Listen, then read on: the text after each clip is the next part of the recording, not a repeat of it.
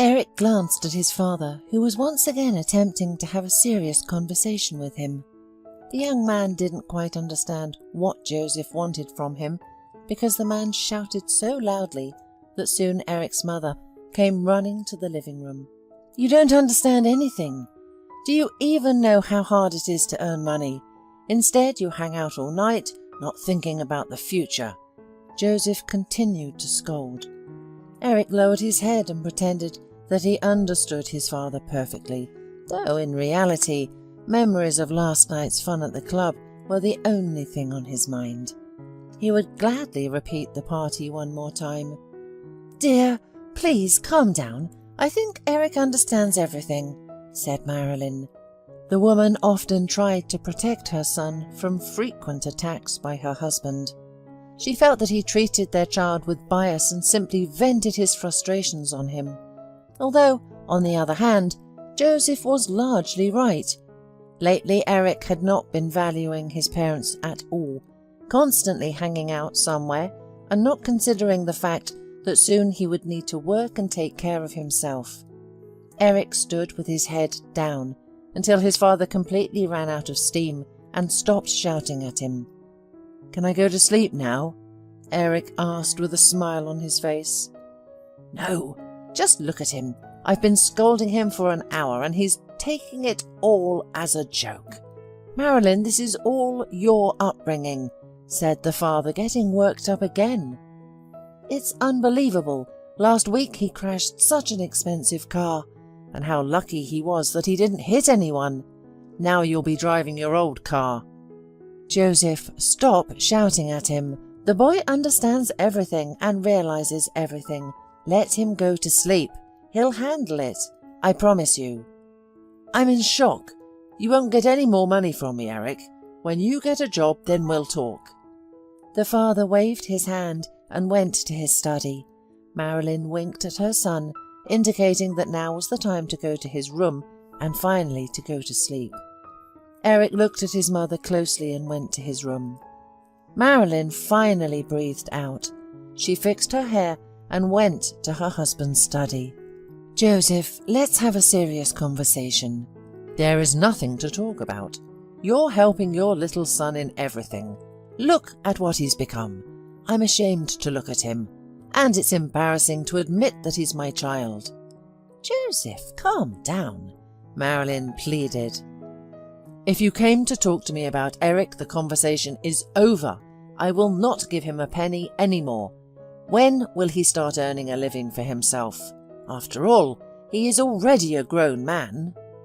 "But he doesn't know anything yet, especially since he's still studying at university." "I know how he's doing at university. I just haven't told you. But they've already called me from there." "Please give him another chance. He will definitely improve. Your shouting won't solve anything. Look at him. He's still a child. Remember yourself at his age. You also used to hang out at night and think of nothing at all." "That's not true. At 22, I was working in a factory in my spare time."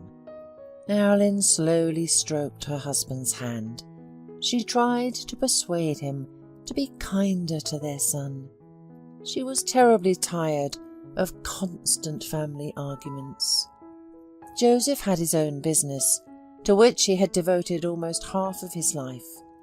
The man earned well and was a well-known person in the city, and Marilyn was just a housewife.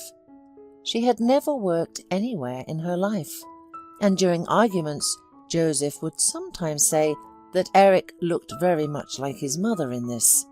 Eric was studying in his 3rd year of university and was fully supported by his parents. The news that his dad wouldn't give him any more money scared him a little. However, he hoped that, as always, his father said it in anger and would completely forget about it within a few hours. But this time, everything turned out differently than Eric thought. He woke up after 5 hours and went to the kitchen. Mum was there as usual, making some pies. "Mum, where's Dad?" "He's in his office. Do you need something from him? I'd better not go there if I were you today. He's so angry. that I'm scared too. Yes, I need some money. We want to go to the tourist camp with my friends this weekend. Oh, Eric, honestly, I'm not sure about that. I don't think your father will give you any more money. How can that be? I'm still studying, and I can't physically go to work. I don't know.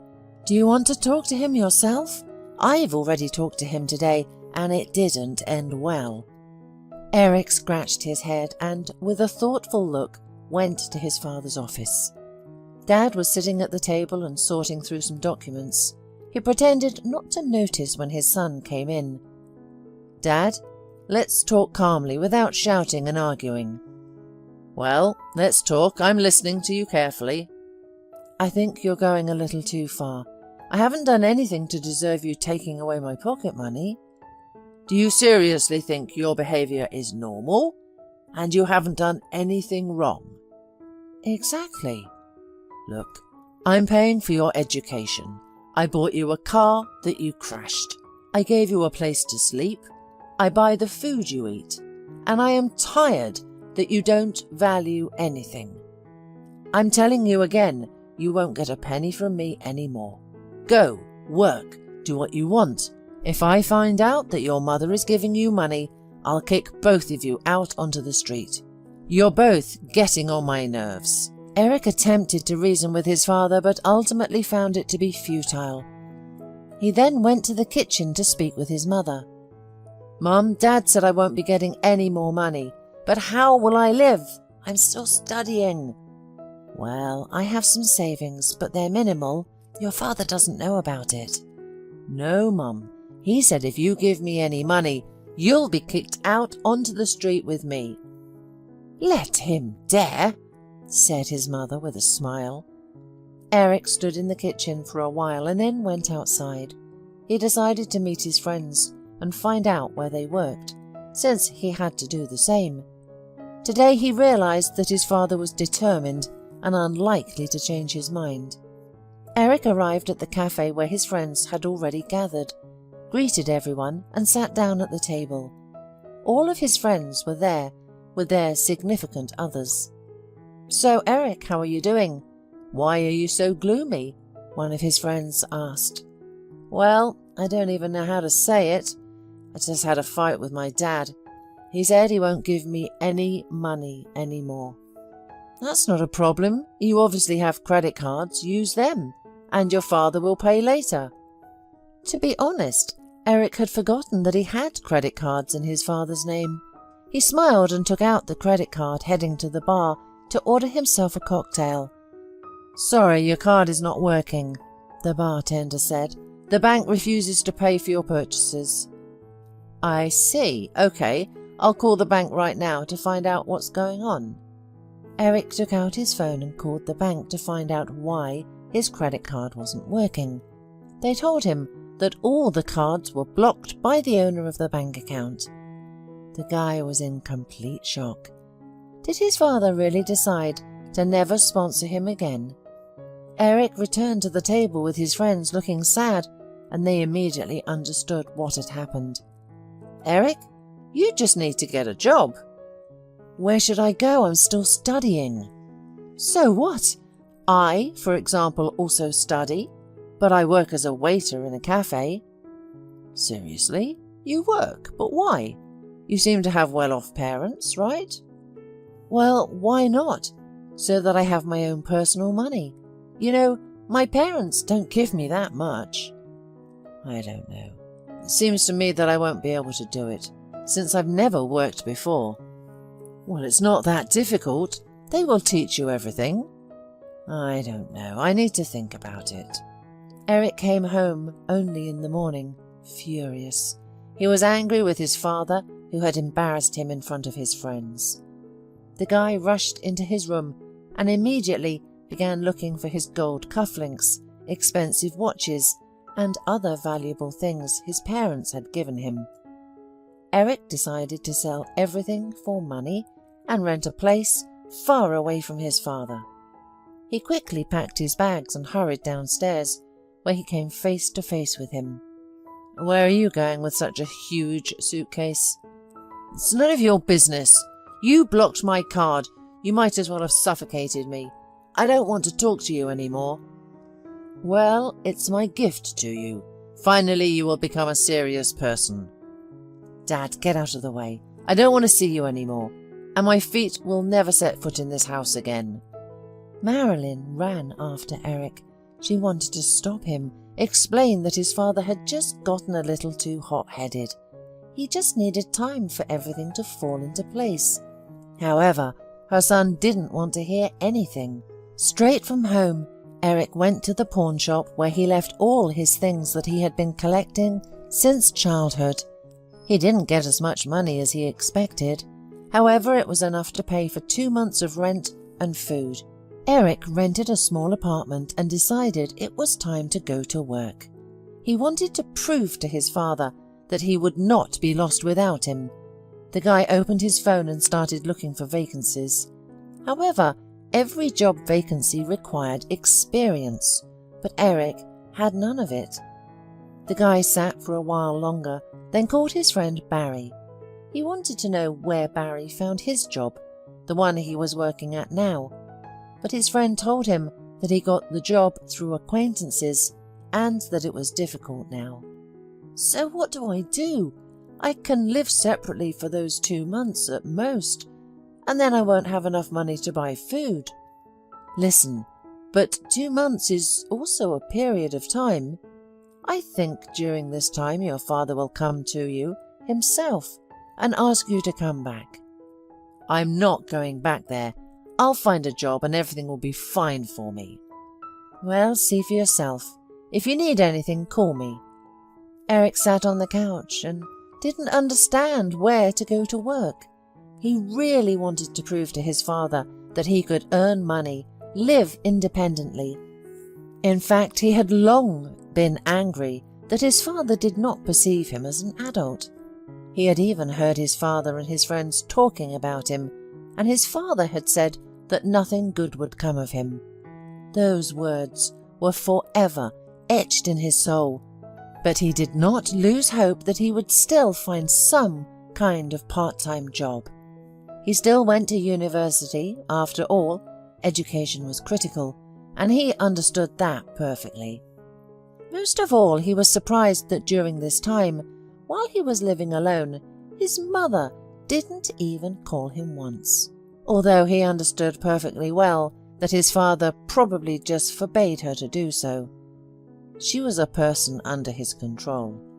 Today, Eric was sitting in class and looking closely at Angela, whom his classmates constantly teased. The girl looked poor, and many simply did not understand what she was doing in this expensive university. Sometimes he thought about the fact that he would soon be wearing all sorts of tasteless stuff like Angela. He really didn't want that, but everything was moving towards it. During his break, his friend Barry approached him. "Listen, I can talk to my uncle. He's opening a new restaurant and they need all the staff." "Are you suggesting that I work as a waiter?" Eric smiled. "Well, why not? Do you have a choice?" "No, there's no choice. Talk to him. I'm ready for any job." "Well, then I'll tell you tomorrow what we're going to agree on. He's coming to visit us today." "Okay, I'll wait for news from you." Eric was on his way home, thinking that he never imagined he would work as a waiter serving staff. And for him, it was very embarrassing. He was afraid that his friends would laugh at him. However, he knew that if he didn't find work in the next few days, he would have to give up even food, as the money was running out. The guy's pride did not allow him to call his father and admit defeat. The next day, Barry told Eric some critical news. He said that his uncle was willing to take him on his team. "Oh, thank you so much. I couldn't have done it without you." "Hey, do you want me to tell you a secret?" "What? Other secret?" "My uncle hired our Angela too. You know, the one who walks like a ghost. She has some problems. I don't know how she managed to negotiate with him at all." "Are you serious? Am I going to work with Angela?"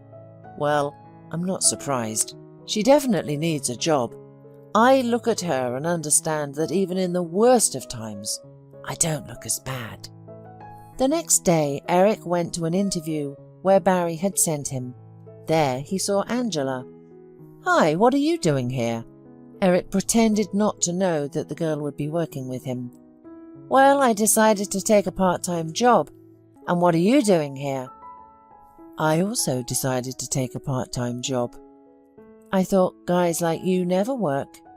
Angela looked away, inadvertently offending Eric. "Guys like me, on the contrary, work a lot." "I see. Okay, I won't bother you." Eric was hired for the job, just like Angela, and now they were colleagues. Since the young people started working together, Angela seemed less boring to Eric. Of course, he had always liked entirely different girls. However, since he had run out of money, these girls also disappeared. Now Eric went to his new job every evening. In principle, the work was not difficult, and he didn't get as tired as he initially thought. One day, he finished his work as usual and began to get ready to go home. He quickly got dressed and headed for the exit when suddenly Angela called out to him. "Eric, wait, please, don't go anywhere." Eric stopped and waited for his classmate, who was tying her scarf on the go. "What do you need?" "Eric, could you please give me a ride? I need to get home urgently," Angela asked him. "A ride? Well, I'm not rushing today. Let's go," Eric replied. Eric wasn't really keen on taking Angela anywhere, but today she had a look of panic in her eyes. The man thought that something must have happened to her, otherwise why would she have turned to him for help? As it turned out, Angela lived almost at the other end of the city, and Eric became genuinely interested in how she usually got there. "Angela, how did you get here? There aren't any direct buses or subways here, are there?" he asked. "I take 2 changes, just like I do to get to our university," she replied. "Wow, I probably wouldn't bother to travel so far," Eric said. "I have no other choice, so I have to. I don't have a car, and it's cheaper to take public transportation," she smiled. Eric wanted to ask what drives Angela to wake up so early and travel so far, but he couldn't find the right words, so they rode the rest of the way in silence. Eric returned to his apartment and lay down on his bed. Angela revealed herself to him from an entirely different side. In fact, there was an adorable girl behind this ridiculous attire. He couldn't get her out of his head. He was genuinely interested in why she worked at the restaurant. Why did she attend an expensive university but look so poor? She had so many secrets that Eric wanted to solve. Now every day he rushed to work, all to see her again. He no longer made fun of Angela with other guys at the university and even tried to defend her sometimes. "Do you have nothing to speak of? Leave her in peace," Eric asked his friends. "Eric, I don't understand. Why did you suddenly start standing up for Angela?" "I'm not standing up for her at all. It just hurts me to see how you're degrading," Eric said. Eric mostly talked to Angela at work. It was very interesting to him that she was nothing like the girls he used to surround himself with. He realized that he was starting to like her. He was afraid to admit it to himself, and of course he didn't know how to tell her about it. One day after work, the young man stood by the restaurant. Today his shift ended an hour earlier than Angela's, but he decided to give her a ride home and to get to know her better. Angela came out at the right time and immediately headed to the bus stop. The girl flew past Eric so quickly that he didn't immediately understand what was going on. "Angela, wait for me, please." "Eric, I'm listening, just walk faster. If I miss the bus now, I'll have to walk home later." Then let me give you a ride. I've been waiting for you for a while now, and I just want to talk to you today." Angela smiled, and Eric felt a warmth in his soul. "Well, if you really want to let me down, I don't mind in principle." The girl got into Eric's car and they drove towards her house. Eric really wanted to tell her that he hadn't been able to sleep for over a week without thinking about her, but he thought it would sound ridiculous, so he didn't say anything. The only thing he could say was that if she ever had time, he'd love to go out and have coffee with her. "Thank you so much. I didn't think you were such a nice person. You look very different at the university. Well, if you ever need a ride or anything, just let me know." Angela looked at him, then kissed him on the cheek and ran home. Eric drove back. The mark of her kiss still burned on his cheek, and it made him feel good to remember it. He couldn't sleep again, all spinning and thinking about the girl who was still a mystery to him. It was all rather strange, for he had never felt this way before, but at the same time he was also very ashamed. He wondered how his friends would react if he started dating such a poor girl. He couldn't stop thinking about it. Finally, having decided that he didn't care at all about the opinions of others, Eric finally fell asleep. A whole month went by like that, and he didn't even notice how fast the time was passing. Eric received his first salary and was very surprised. Before, he could easily spend such a sum of money at a nightclub. Now it was money for the whole next month.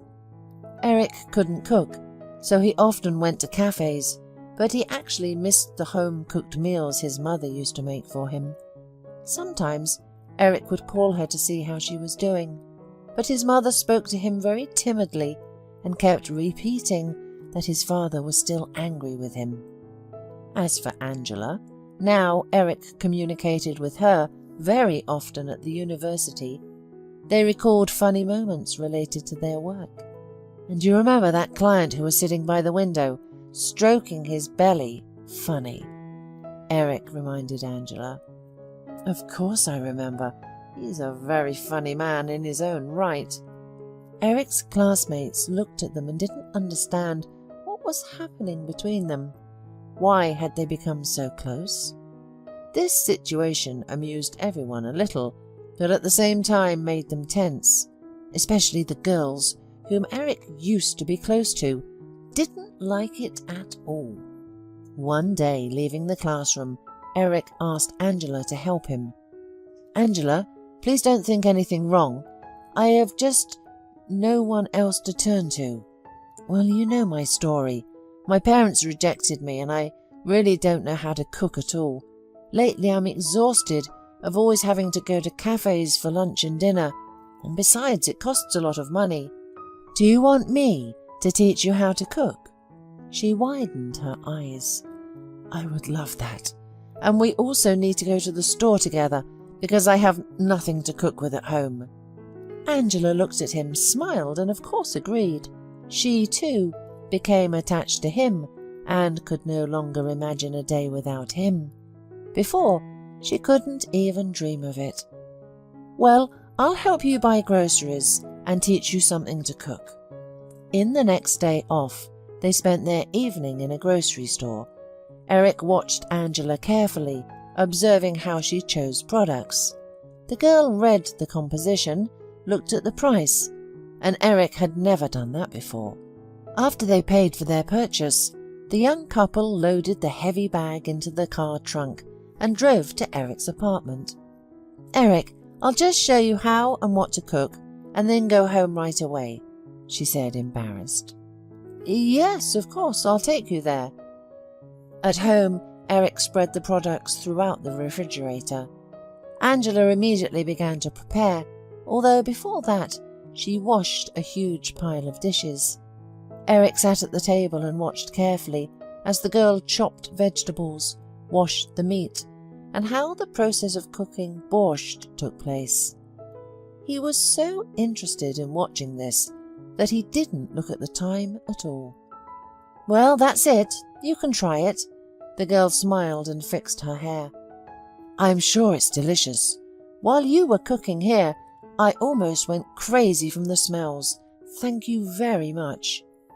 Angela smiled again and put a plate in front of Eric's nose. "You know, I think I'm going to ask for more." He smiled. "Yes, please. As much as you can eat." After a hearty dinner, Eric began preparing to take Angela home. "Well, did you remember how I was cooking? Can you repeat it yourself?" "Honestly, I didn't remember anything, but now at least I know whom to turn to if I want to eat. I was looking at you, not at what you were doing." They laughed and then went outside. It was late at night in the yard, and the air was very fresh. Eric had never noticed before that it was so easy to breathe at night. Usually he returned home at that time from the club, and then he didn't pay any attention to such little things. "Angela, thank you so much. Thanks for the most delicious dinner. Thank you for being here with me." The girl blushed sharply. She didn't expect such warm words. They were driving very slowly because Eric didn't want to part with her. "You know, I probably should have confessed for a long time, but honestly, I still don't know how to choose the right words." "No need to pick anything, just say how you feel." "Well, to be honest, I think I'm starting to like you. I can't handle it. Every night I think about you." "Are you serious now, or is this your joke again?" "Of course I'm serious. Can you joke like that?" "I don't know." They arrived at Angela's house, and she quickly jumped out of the car and ran home. The guy didn't understand anything. She didn't say anything about his confession of love. It became somehow awkward, as if this confession had spoiled her mood. However, the next day, she looked entirely different. Today, she even wore light makeup. "Listen, Eric, you suggested having coffee. Let's do it today after work." "With pleasure." After work, they sat in a cafe, drank coffee, discussed different topics, and Angela admitted that she also likes Eric. Moreover, she had liked him for a very long time, and yesterday's confession surprised her a little. So, the young people started dating, and every day Eric understood more and more that he had never loved anyone before. Everything was like a fairy tale. They cooked together, and in general, Angela did everything to make Eric feel comfortable. It turns out that even without a lot of money, you can find your happiness. The young man's life became noticeably brighter, and he felt loved. Was there anything else he needed for happiness? But one day, Eric's life turned upside down. "Eric, I think it's time for you to meet my mum. She's been pestering me with questions about where I disappear all the time. Maybe we can go to my place tomorrow." "Of course, with pleasure." "Great, then I can stay over at your place tonight, and tomorrow we'll go to my place." The next morning, the young man woke up early and rushed to the kitchen to make breakfast for his beloved. He wanted to do it for the first time in his life. He didn't know what was happening to him. "Wow, is that for me?" asked Angela, entering the kitchen. "No, not for you. It's for the most beautiful girl in the world." Angela wrinkled her nose and kissed Eric. "Eric, you just need to understand me correctly. What's going on at my house might surprise you, but I still hope you're a reasonable person and you'll keep yourself under control." "I don't understand. Are you trying to scare me? I wonder what I'll see." "Just wait until we get there and you'll see everything." The young people began to get ready to go to Angela's mother, who had raised her alone her whole life. What he saw there shocked Eric. A very pale woman was lying on the bed in the room. She weakly smiled as soon as she saw Angela, It became clear that this woman was sick and couldn't walk. "Meet my mum?" Eric also tried to smile, although he clearly didn't expect to see this. "Hello, I'm your daughter's friend." "Yes, I've heard a lot about you." Angela took Eric by the hand and dragged him into her room. "Now do you understand why I work so hard and why I study so well?" "To be honest, no. I'm completely confused now. University education is expensive. Where do you get the money from? From your house? I see that you're not rich." "My father pays for my education. It's the only thing he's ever done for me, and I work to save for her treatment. But it seems like an unattainable dream."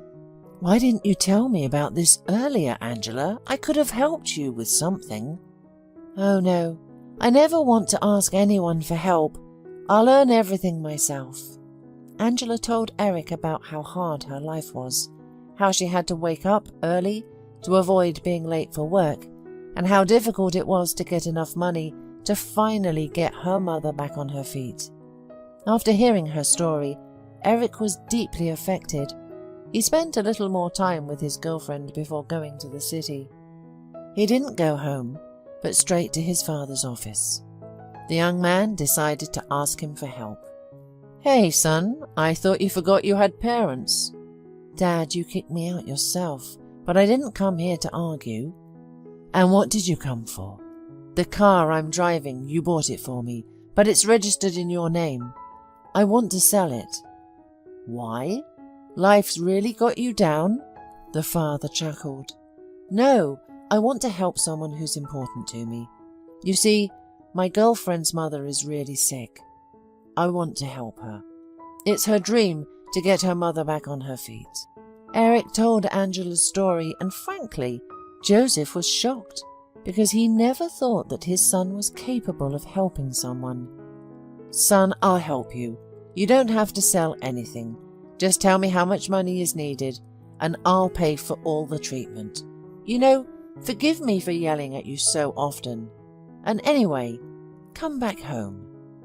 "No, Dad, I'm not coming home. If you don't understand, I'm currently dating a wonderful girl. If everything goes well, we'll live together." "Son, you've grown up so much. You're not the same person who ran away from home with suitcases not long ago. It was probably not for nothing that I yelled at you. If I hadn't done all that, probably you'd still be sitting on my neck." "Well, that's not true, Dad. In due time I would have become independent anyway. Come here, let me give you a hug." They stood there hugging. Eric missed his father too, and sometimes he missed his sharp words. "I never believed until the very end that you would change. I was afraid you would remain the same person who didn't care about anything, who wasted his life on empty things." His father said to him, "No, I have changed. Now an entirely different Eric stands before you," Eric replied. His father smiled. He had never seen his son so serious. Later that evening, Eric went back to Angela's and told her that there was someone who could help. "Angela, just tell me how much money is needed and where are you planning to receive treatment. We will pay for everything, and it's not for you, it's for her." Angela resisted for a long time, but eventually agreed on one condition: she would still repay the money. Angela's mother was taken to the best clinic and started undergoing treatment. Improvement was noticeable after a month of therapy, and the doctors said that she would be able to stand on her own feet. Eric and Angela started preparing for their wedding. Joseph was deeply grateful to Angela, who had changed his son. Eric was no longer interested in nightclubs or partying until morning. He got a job in his father's company. Now he had wholly different values. He just wanted Angela to smile and be happy every day, and he was ready to do a lot to achieve that goal.